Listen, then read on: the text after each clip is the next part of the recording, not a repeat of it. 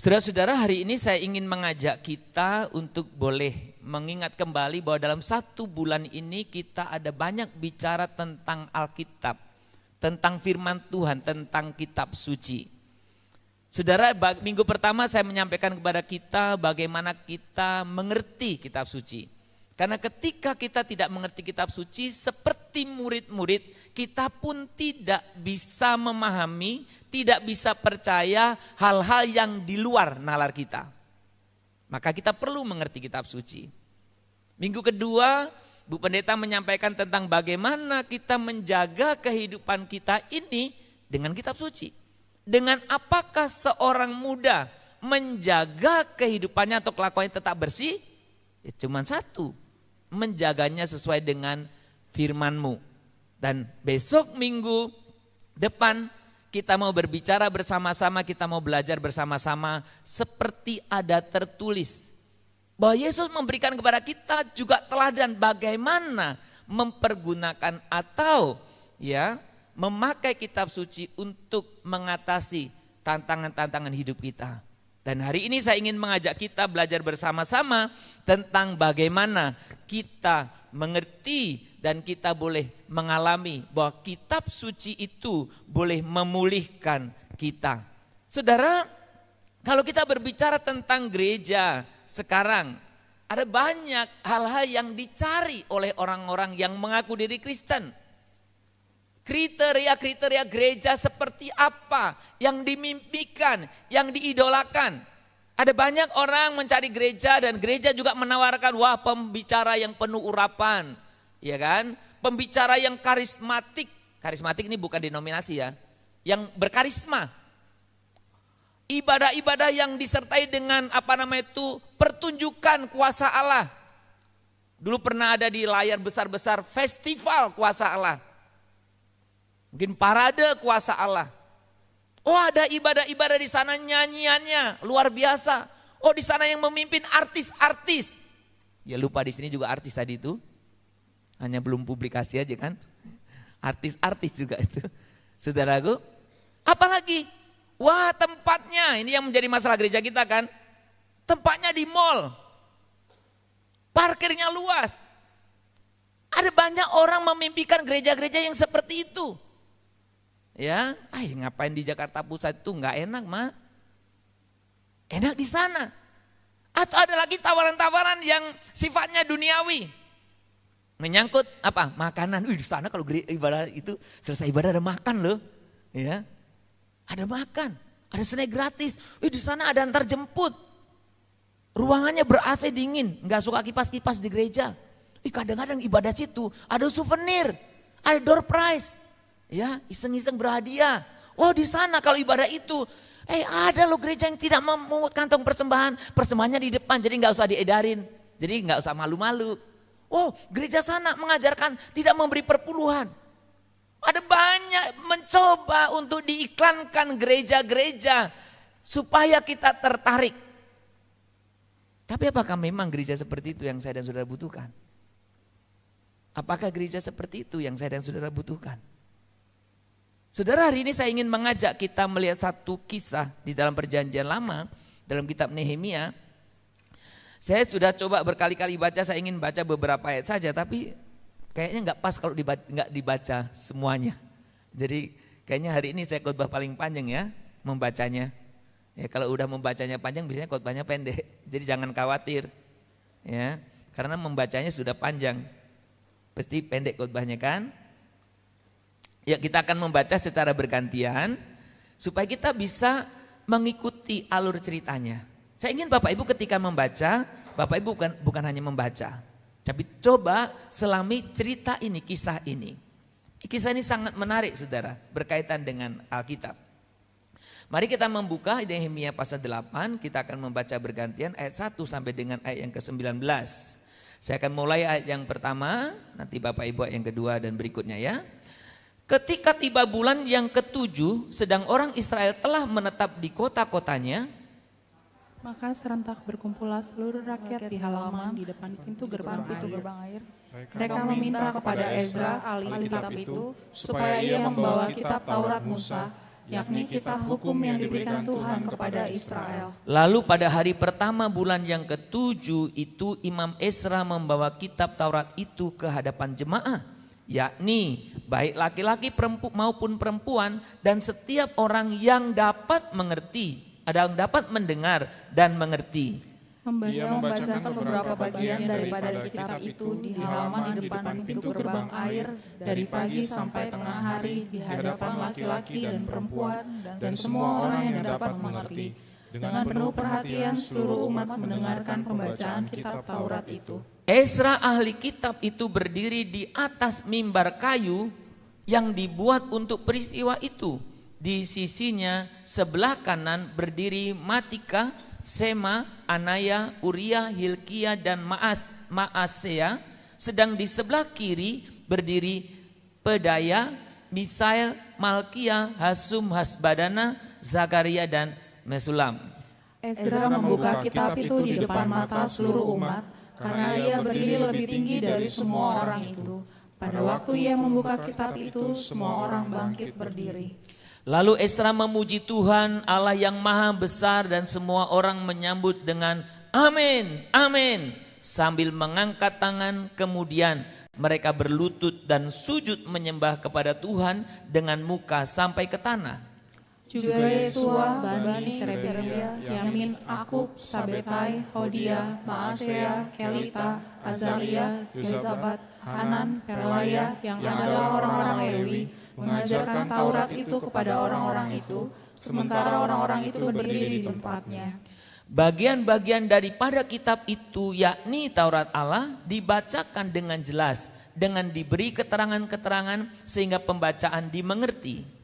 Lalu Nehemia, yakni kepala daerah itu, dan Imam Ezra, ahli kitab itu, dan orang-orang Lewi yang mengajar orang-orang itu, berkata kepada mereka semuanya, hari ini adalah kudus bagi Tuhan Allahmu, jangan kamu berduka cita dan menangis, karena semua orang itu menangis ketika mendengar kalimat-kalimat Taurat itu. Lalu berkatalah ia kepada mereka, pergilah kamu, makanlah sedap-sedapan dan minumlah minuman manis, dan kirimlah sebagian kepada mereka yang tidak sedia apa-apa, karena hari ini adalah kudus bagi Tuhan kita. Jangan kamu bersusah hati, sebab sukacita karena Tuhan itulah perlindunganmu. Juga orang-orang Lewi menyuruh semua orang itu supaya diam dengan kata-kata, tenanglah, hari ini adalah kudus, jangan kamu bersusah hati. Maka pergilah semua orang itu untuk makan dan minum, untuk membagi-bagi makanan dan berpesta-ria, karena mereka mengerti segala firman yang diberitahukan kepada mereka. Pada hari yang kedua, kepala-kepala kaum keluarga seluruh bangsa, juga para imam dan orang-orang Lewi berkumpul pada Ezra, ahli hukum Taurat itu, untuk menelaah kalimat-kalimat Taurat itu. Maka didapatinya tertulis dalam hukum yang diberikan Tuhan dengan perantaraan Musa, bahwa orang Israel harus tinggal dalam pondok-pondok pada hari raya bulan yang ke-7. Dan bahwa di semua kota mereka dan di Yerusalem harus disampaikan berita dan pengumuman yang berbunyi, pergilah ke gunung, ambillah daun pohon zaitun, daun pohon minyak, daun pohon murat, daun pohon korma, dan daun dari pohon-pohon yang rimbun, guna membuat pondok-pondok sebagaimana tertulis. Maka pergilah orang mengambil daun-daun itu, lalu membuat pondok-pondok masing-masing di atas atap rumahnya, di pekarangan mereka, juga di pelataran-pelataran rumah Allah, di lapangan pintu gerbang air, dan di lapangan pintu gerbang Efraim. Seluruh jemaah yang pulang dari pembuangan itu membuat pondok-pondok dan tinggal di situ. Memang sejak zaman Yosua bin Nun sampai hari itu orang Israel tidak pernah berbuat demikian. Maka diadakanlah pesta ria yang amat besar. Kita baca bersama-sama. Bagian-bagian kitab Taurat Allah itu dibacakan tiap hari, dari hari pertama sampai hari terakhir. 7 hari lamanya mereka merayakan hari raya itu, dan pada hari yang ke-8 ada pertemuan raya sesuai dengan peraturan. Saudara, apakah saudara boleh bisa merasakan kira-kira suasana yang seperti apa? Saudara, saya menceritakan sedikit latar belakang kitab ini supaya kita boleh mengerti. Saudara, bangsa Israel itu sebagian ya, karena ini orang Yehuda. dibuang ke Babel selama kurang lebih 70 tahun. Selama 70 tahun ini saudaraku di pembuangan di Babel itu mereka tidak hidup normal sebagai orang percaya. Tidak hidup normal itu artinya apa? Tidak pergi ke bait Allah. Karena nggak ada bait Allah di sana. Mungkin pun tidak ada yang mengajari. Mereka pun mungkin tidak seperti sekarang. Kita pegang Alkitab masing-masing. Waktu itu tidak ada Alkitab. Gulungan-gulungan Taurat itu tidak dimiliki oleh semua orang. Dan mungkin pun imam-imam yang ikut di sana tidak punya kesempatan untuk mengajarinya. Jadi bayangkan selama 70 tahun mereka hidup tanpa Alkitab. Mereka mungkin hanya mendengar, mereka mungkin hanya dengar cerita. Karena orang yang pulang dari pembuangan di zaman Ezra dan Nehemia ini tidak semuanya itu yang lahir di Yerusalem kan. Mungkin lahir di masa di pembuangan juga karena 70 tahun kan. Jadi kebanyakan yang pulang itu pastilah orang yang lahir di pembuangan. Jadi mereka hanya mendengar cerita tentang Taurat Tuhan. Mereka hanya mendengar cerita kenapa orang-orang Israel dibuang. Mereka hanya mendengar katanya Tuhan memberikan kepada mereka Alkitab. Dan saudara saat yang kita baca ini mereka sudah kembalilah dari pembuangan itu. Sebagian karena nggak semua orang yang dibuang itu kembali ke Yerusalem lagi. Saudara Nehemia menyadari bagaimana Nehemia dan Ezra ingin mengajak umat yang dari pembuangan itu memulai satu kehidupan yang baru. Kehidupan yang baru tidak mungkin mereka alami ketika mereka tidak diperbaharui dalam sisi atau dari sisi peribadahan mereka. Dan salah satu untuk membawa mereka mengalami pembaharuan adalah mereka harus mengerti firman Allah. Mereka harus mengerti Taurat. Mereka harus mengerti apa yang Tuhan Allah inginkan. Sekali lagi saudara, orang tidak mungkin mengalami pembaharuan. Orang tidak mungkin mengalami pemulihan dalam kehidupannya. Kalau orang itu tidak pernah mengerti apa yang seharusnya mereka lakukan. Apa yang Tuhan Allah ingin mereka lakukan. Maka hari ini kita melihat orang-orang itu, saudara, saya mau bertanya kepada kita. Siapa yang ingin supaya Alkitab Taurat dibacakan atau Taurat dibacakan? Siapa yang ingin? Ezra Nehemia atau siapa? Siapa yang ingin kitab Taurat dibacakan? Dalam tadi yang kita baca. Siapa? Siapa yang ingin? Hah? Semua orang. Bayangkan saudara, saudara datang rame-rame ke gereja, Pak Sumardi, ayo kita PA. Ya kan? Pak Sumardi, ayo bisa nggak jelaskan ayat ini? Pak Sumardi, ayo kita boleh nggak Pak adakan KKR selama 7 hari? Terus Bapak baca Alkitab saja, baca saja. Bisa terjadi tidak? Dalam mimpi sih. Karena yang sering terjadi adalah, ayo Bapak Ibu ikut PA. Ayo. Tinggal klik link Zoom aja yang susahnya setengah mati. Saudara, ini menggambarkan betapa kehausan umat itu. Kehausan umat itu untuk mendengar firman Tuhan. Saudara, hari ini saya ingin menyampaikan 3 hal saja. Bagaimana umat itu boleh mengalami pemulihan. Itu salah satunya ditentukan dari sikapnya terhadap firman Tuhan. Dalam konteks Nehemia ini adalah Taurat. Saudara, kita mau belajar yang pertama. Kalau saudara membaca ayat yang ke-1 tadi, ayat 2, ayat 6, ayat 7, di sana diceritakan bagaimana umat itu memiliki kerinduan yang besar. Kemudian umat itu sangat menghormati, menghargai apa yang disebut Taurat. Atau saya bicara secara umum, firman Tuhan. Saudara, kita bisa melihat apa-apa yang mereka lakukan. Saudara, bagaimana mereka dikatakan apa? Serentak berkumpullah seluruh rakyat. Seluruh rakyat loh. Ngapain dia meminta ya untuk mereka dibacakan Taurat. Siapa yang meminta yang berkumpul itu? Alkitab memberikan catatan mereka semua yang dapat mendengar dan dapat mengerti. Siapa yang dapat mendengar? Semua orang punya telinga kan? Berarti yang gak hadir waktu itu yang gak ada telinga. Gak mungkin kan? Berarti semua. Jadi jangan bayangkan itu orang-orang tua saja. Orang yang bisa mendengar mungkin banyak remaja-remaja ikut hadir juga. Sudah suasana yang sangat menyenangkan. Saudara, mereka meminta supaya apa? Ezra ahli Alkitab itu membacakan Taurat Musa. Ini yang selama ini mereka dengar. Dan ketika Taurat itu dibacakan, apa reaksi atau respon orang itu tadi? Apa? Ngomong apa dia? Apa yang mereka lakukan? Mereka berdiri. Setelah dibaca Taurat, apa yang mereka lakukan?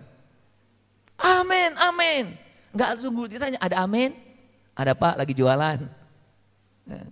Kita kan ada aminnya kalau ditanya, ada amin? Amin. Kalau enggak ditanya ada amin, amin kagak ada. Sudah responsif. Dan setelah itu apa yang terjadi? Mereka itu menangis. Mereka menangis. Ada banyak hal yang membuat mereka menangis sebetulnya.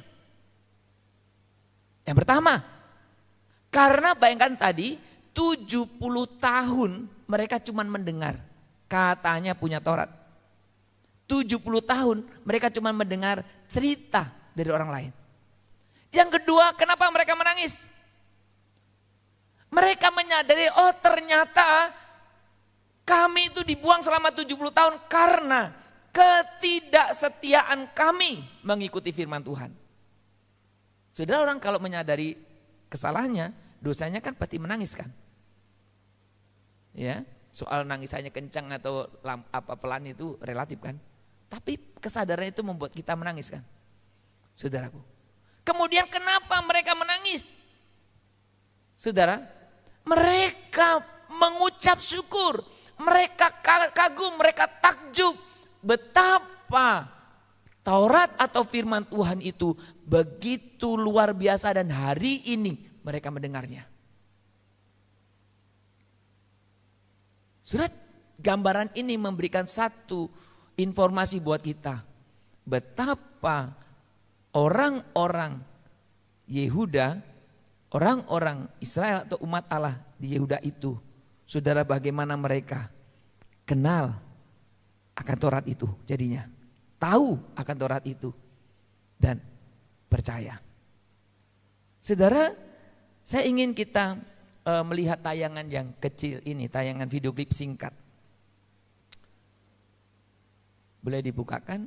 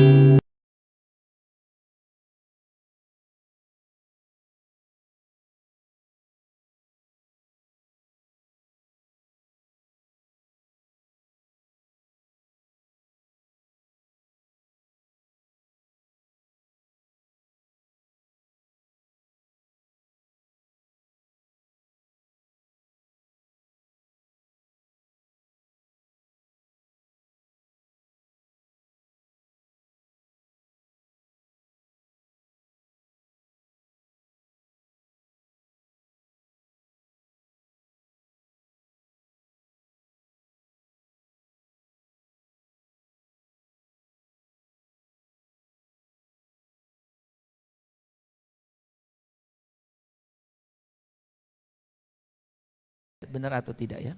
Saudara-saudara kita yang di China, atau karena China itu luas kan, saya nggak bisa menunjukkan spesifiknya. Itu mereka selama ini, mereka itu kan nggak boleh secara resmi Alkitab masuk kan. Jadi mereka itu menerima kitab itu per bagian. Umpamanya ini Injil, 4 Injil kan. 4 Injil mungkin disobek jadi 4, dilepas jadi 4. Untuk apa? Secara bergilir dicatat, dibaca dan ditulis. Gantian. Mungkin Injil itu pun disobek-sobek lagi ayat apa per pasal. Supaya apa? Orang bisa menulis. Sampai sedemikiannya saudaraku. Bertahun. Nah ketika ada kesempatan dan Alkitab bisa masuk, dibagikan Alkitab. Tadi kita bisa lihat ekspresinya. Wah mereka datang cepat sekali. Itu bukan pembagian sembako. Bukan juga baju. Alkitab. Ketika mereka membuka, wah excited sekali ya. Dicium-cium. Ini beda banget waktu kita dibagi Alkitab. Ya. Karena saya belum lama di sini dan saya sudah menerima 3 atau 4 Alkitab. Saya pernah lihat reaksi orang, kok kitab lagi sih? Sudah banyak kitab di rumah. Beda banget ya. Udah berapa kitabmu di rumah? Saudara, saya ingin menanyakan apakah benar saudaraku hari ini engkau memiliki kerinduan mendengar firman Tuhan dan menghargai firman itu?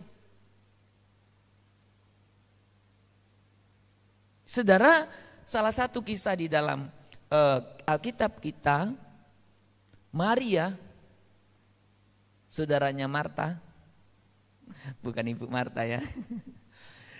Saudaranya Marta, dia ketika Yesus datang, dia mengambil keputusan untuk, apa yang dilakukan? Duduk di dekat kaki Yesus. Dia mengambil bagian untuk apa? Duduk di dekat kaki Yesus. Mau ngapain dia? Mendengar. Saudara, mendengar. Saudara, makanya dulu dalam ibadah-ibadah rumah tangga, saya paling gak suka. Ketika ibadah rumah tangga jalan, firman mulailah tuan rumah mengendap-endap. Masuk kamar terus masuk ruang dapur, klutik. Dia sudah gak dengar firman Tuhan, dia sudah ngacokan lagi orang yang dengar firman Tuhan. Ya duduklah di situ. Pak nanti makanan gak usah makan juga gak apa-apa. Berarti gak setuju kita semua ya. Ya. Tapi saudara ini menggambarkan betapa kita, apakah kita memiliki kerinduan akan firman Tuhan. Udah bosan Pak, itu Alkitabnya itu. Saudara, Maria mengambil keputusan untuk mendengar. Berarti Maria memang ingin mendengar apa yang Yesus katakan. Bahkan di gereja-gereja sekarang sampai gereja berjuang untuk mengacaukan sinyal. Saya tidak tahu di gereja kita bisa nggak dibuat kacau sinyalnya. Kecuali yang apa nama itu? Apa Zoom? Apa namanya? YouTube. Bisa nggak? Karena ada banyak orang di gereja, waktu yang paling enak, kalau nyanyi kan nggak enak ya orang berdiri dia main handphone nggak mungkin kan. Waktu dengar khotbah, mulai pasang strategi, posisi yang enak sambil lihat handphone. Bosen itu aja chatting sama orang lain. Ya? Saudara bukan berbicara masalah siapa yang menyampaikan firman. Yang saya mau sampaikan kepada kita, apakah engkau memiliki satu kerinduan besar? Tuhan mau berbicara apa hari ini kepadamu? Saudara, bahkan saya pernah menegur orang pada waktu saya pelayanan dalam sebuah gereja. Bukan gereja yang saya layani waktu itu. Karena kenapa selepas selesai kayak gini kan, selesaikan gitu kan. Itu para pemain musik gitu ya. Gak kelihatan. Apakah ada ruang tersembunyi saya pikirkan. Apakah ada ruang tersembunyi. Nanti waktu sudah mau selesai, ada itunya, utusannya. Entah WA, entah apa ya. Geruduk muncul. Saya bilang, saya sedang tanya. Tadi kalian waktu khotbah di mana? Ada ruang rahasia kalian ya? Saya baru tahu waktu khotbah para pemusik pergi ke kantin. Makan. Semoga khotbahnya panjang, mungkin gitu ya sambil makan ya. Makan baru datang, selesai khotbah baru datang. Ya, saya harap tidak ada di sini ya. Gak ada kan di sini? Ya, kalau ada nggak usah kebaktian aja lah di rumah aja. Saudara, bermain musik butuh, penting. Tapi kalau kehadiranmu engkau mengabaikan firman Tuhan, tidak berguna. Nggak mau tahu lah, selesai itu besok ngambek nggak main musik nggak apa-apa juga lah. Organ tunggal juga boleh. Saudara, saya mau menyampaikan betapa pemulihan hidup itu nggak akan pernah terjadi kalau engkau tidak memiliki kerinduan, tidak memiliki penghormatan, tidak memiliki penghargaan terhadap firman Tuhan. Orang Yerusalem, orang Israel itu dipulihkan karena memiliki kerinduan yang besar, memiliki penghargaan yang besar terhadap firman. Saudara, yang kedua, kalau saudara melihat ayat yang ketiga sampai 13, itu ada beberapa tadi kisahnya ya. Sebenarnya kalau saudara memperhatikan di sana, itu memperlihatkan satu prinsip bagaimana mereka mempelajari firman Tuhan dengan segenap hati. Apa sih yang dilakukan Ezra? Saudara, peristiwa ini sebetulnya peristiwa kali pertama ada mimbar. Ada podium yang dikatanya dibuat dari kayu khusus untuk itu.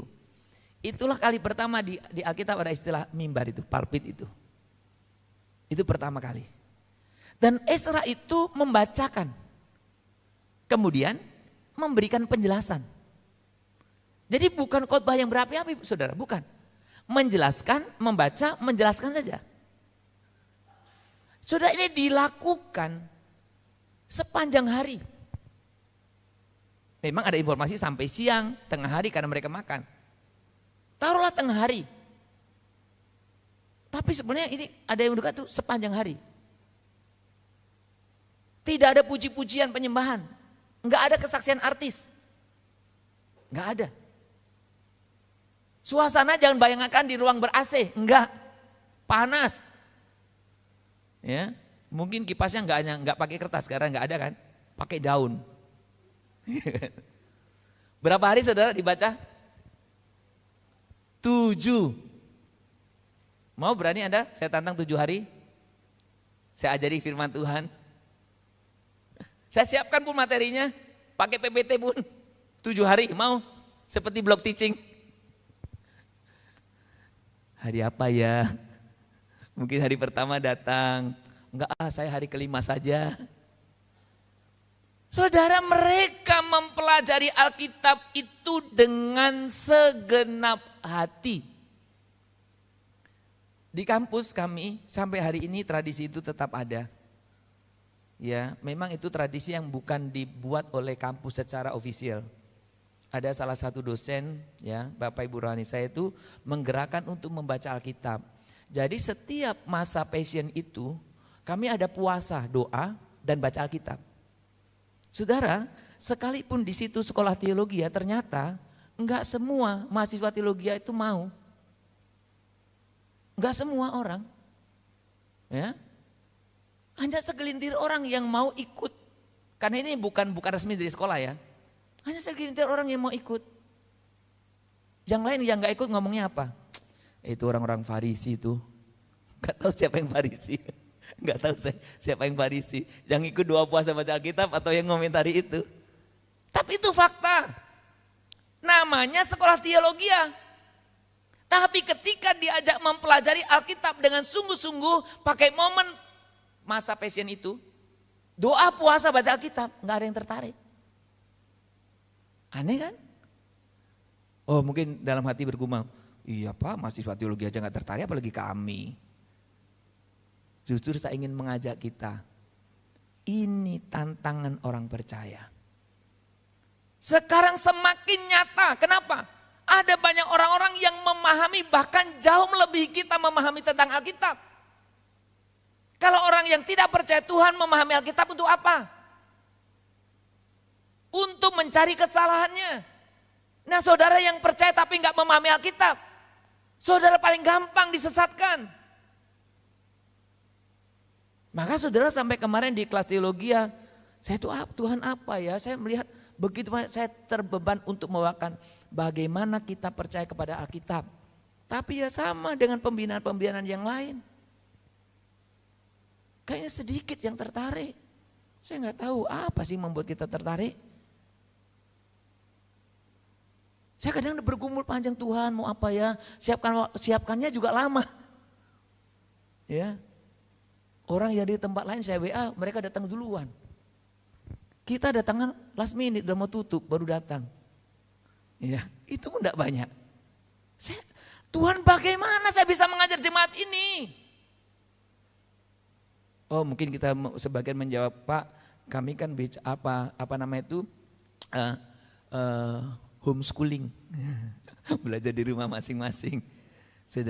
Saudara hari-hari ini kalau engkau tidak ambil sikap untuk boleh belajar Alkitab atau firman Tuhan dengan segenap hati, engkau akan gampang disesatkan. Engkau akan gampang ragu. Engkau akan gampang untuk diombang-ambingkan.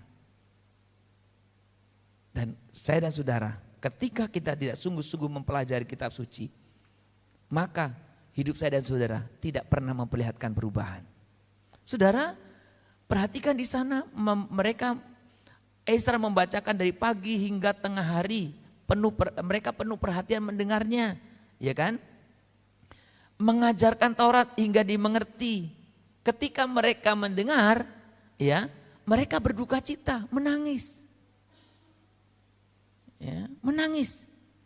Saudara, dan bahkan ketika mereka dalam acara itu, mereka juga ada ada waktu break, suruh makan, berbagi makanan. Saudara, tadi kita sudah baca dan saya sebut poin-poin ini supaya Anda, oh iya ya, begitu indahnya mempelajari firman.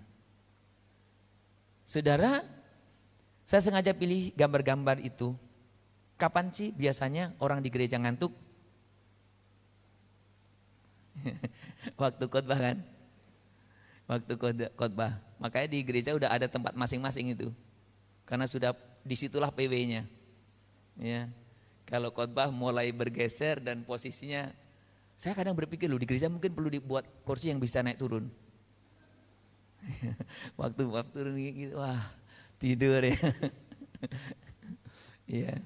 Saudara, ini bukti, ini fakta. Makanya sekarang gereja-gereja yang mampu dibeli kamera itu, saya juga terpikir nanti kita doakan supaya gereja kita penuh juga dibeli kamera. Secara apa? Dia rotasi terus.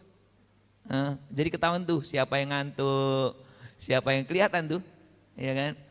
Kalau digini kan ketahuan dong. Bang Noven tuh Bang David datang, mau nyuting aku ya, langsung. Langsung perhatian. Nah kalau yang otomatis kan nggak ngerti Anda. Ya nggak taunya muncul lagi gitu ya. Bagus juga itu saya kira. Ya. Bolehlah nanti PPHB atau panitia Pak. Selain ini menunjukkan saudara betapa banyak orang percaya itu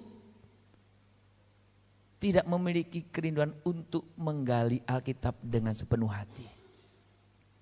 Makanya pertanyaan saya dalam poin yang kedua ini, apakah kita masih merasa firman Tuhan itu begitu penting sehingga kita mempelajari dengan segenap hati? Menggali. Saudara, sudah ada orang belakang ini yang mengaku dulu Kristen kemudian tidak Kristen lagi, dia punya koleksi Alkitab dari berbagai terjemahan.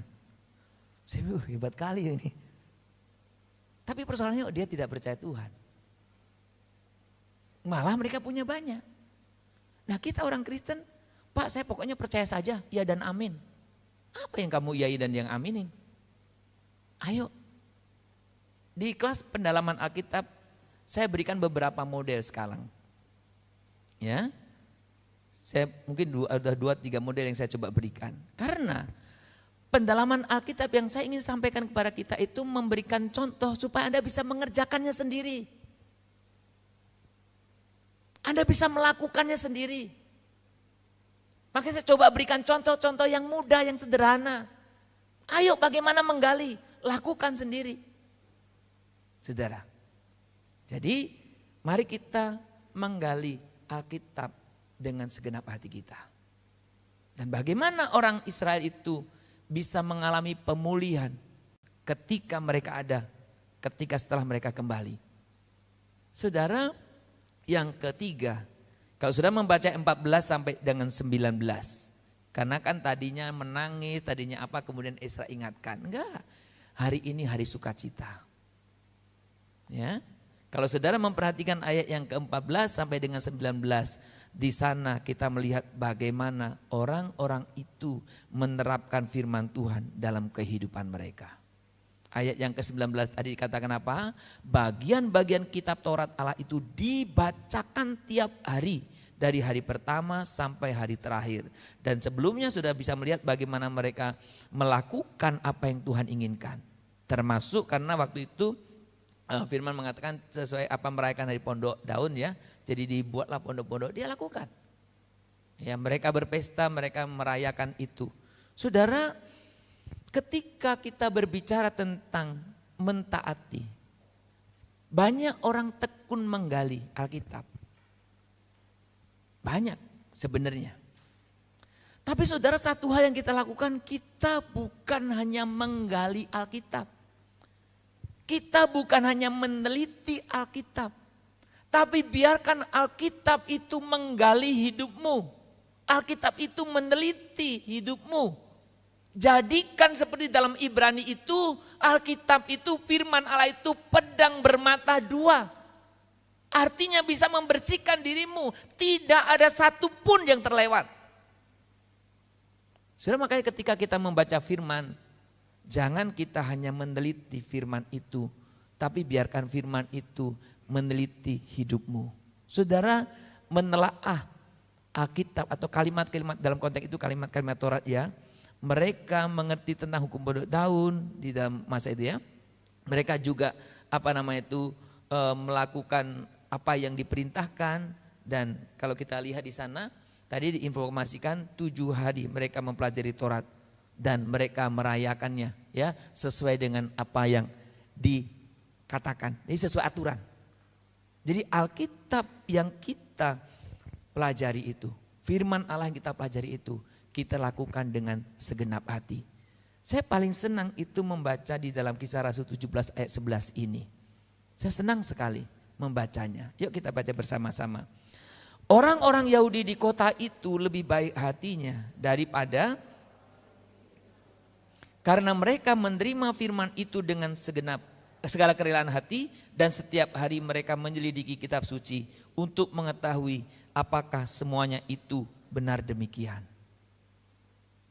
Ini salah satu contoh bukti betapa orang yang haus mencintai firman Tuhan, mereka mempelajari dengan segenap hati dan mereka melakukan itu, mengalami pemulihan, perubahan hidup. Orang itu jauh lebih baik dari yang lain. Saudara, saya sering mendengar salah satu pendeta yang gerejanya cukup besar. Mungkin jemaahnya sekitar 45 sampai 50 ribu. Saudara bayangkan gereja 45 sampai 50 ribu lah, hadirnya rata-rata tuh 45 sampai 50 ribu lah begitu. Kayak apa itu ya? Mungkin di depan tuh kecil kali ya, di depan yang khotbah itu. Nah tapi yang menarik bagi saya, karena saya sering dengar khotbahnya ya, setiap awal khotbah itu dia selalu mengajak umatnya baca ini. Ya kita bacalah sama-sama yuk. 1, 2, 3. Ini adalah Alkitabku, aku adalah apa yang dikatakannya. Aku mempunyai apa yang dikatakannya, aku bisa melakukan apa yang dikatakannya. Aku bisa melakukannya, hari ini aku akan diajari firman Tuhan. Aku dengan berani mengakui bahwa pikiranku selalu siap. Hatiku menerima, aku tidak akan pernah sama lagi dalam nama Yesus. Setiap hari, ketika pendeta itu mau khotbah pasti ngomong itu. Jadi ini menjadi satu seperti satu moto atau slogan di mana jemaat itu harus menjadikan kitab itu yang utama. Keberadaan seperti yang dikatakan kitab itu, dirinya harus hidup seperti yang dikatakan hidup kitab itu, harus siap menerima apa yang dikatakan Alkitab itu, dan harus mengatakan, harus mengalami perubahan bahwa hari ini harus berubah dari yang kemarin. Dan terus menerus mengalami perubahan, tidak sama lagi. Saudara, saya rindu dalam kehidupan kita pun mengalami yang demikian. Saudara, tanpa firman Allah, Alkitab yang engkau sungguh-sungguh rindukan, hormati, hargai, engkau gali dengan sepenuh hati dan engkau taati, kita tidak mungkin mengalami perubahan dan pemulihan hidup kita. Saudara, kalau ada Alkitab dalam diri kita atau di jemaat kita atau di gereja atau di dunia ini, itu sebenarnya sedang mengkomunikasikan keinginan kita untuk hidup di dunia ini sesuai dengan kehendak Allah. Tanpa kalau Anda menolak atau tidak tertarik dengan Alkitab, artinya Anda dan saya tidak tertarik untuk hidup di dunia ini sesuai dengan kehendak Allah. Kiranya Tuhan boleh memberkati kita hari ini dan kiranya kita boleh sungguh mengalami firman yang berkuasa untuk mengubah sikap atau hati kita. Mari kita boleh sungguh tundukkan kepala kita. Kita percaya firman itu, firman yang sanggup mengubahkan hidup kita, memulihkan hidup kita.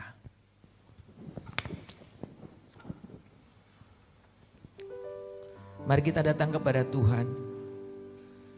Biarlah pengalaman orang Israel yang pulang dari pembuangan itu boleh menjadi pengalamanmu.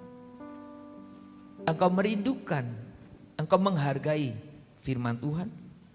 Engkau menggali, mempelajari firman Tuhan dengan segenap hati. Dan biarkan firman itu boleh sungguh-sungguh engkau taati. Firman-Mu yang kuasa untuk mengubah sikap hati. Firman-Mu yang tegakkan di saat ku terjatuh. Penuhkanlah bejanaku dengan air sungai-Mu. Ku haus akan firman-Mu. Katakan sekali lagi, firman-Mu yang kuasa. Firman-Mu yang kuasa untuk mengubah sikap hati. Firman-Mu yang tegakkan di saat ku terjatuh. Penuhkanlah bejanaku dengan air sungai-Mu. Ku haus akan firman-Mu. Biarkan pujian ini menjadi pengakuan iman kami sekaligus penyataan kerinduan kami akan firman-Mu. Kami haus akan firman-Mu, firman yang mengubah, firman yang bisa memperbaharui, firman yang boleh menopang menegakkan kami saat kami terjatuh, firman yang terus bisa memenuhi kehidupan kami. Biarkan kami boleh sungguh-sungguh memiliki kerinduan yang sedemikian. Biarkan kami boleh memiliki keingintahuan yang besar. Kami menggali, kami boleh mempelajari dengan segenap hati. Dan biarkan firman itu kami taati, praktekkan dalam kehidupan kami sehari-hari. Sehingga kehidupan kami sebagaimana jemaat atau orang-orang Yahudi di Berea yang lebih baik dari orang-orang Yahudi di Tesalonika di tempat yang lain. Karena mereka boleh mengalami firman-Mu. Demikian juga orang-orang Israel pada masa Ezra dan Nehemia. Mereka diperbaharui. Mereka semakin boleh mengalami kehidupan yang berkelimpahan, diperbaharui dalam Tuhan. Oleh karena mereka haus, rindu, menghargai firman, menggali dengan segenap hati dan mempraktekkannya. Terima kasih Bapa. Biarlah Tuhan yang menolong kami, memampukan kami di tengah-tengah tantangan zaman ini. Supaya kami boleh menyadari kebutuhan kami yang utama, yaitu firman-Mu. Di dalam nama Tuhan Yesus Kristus kami berdoa.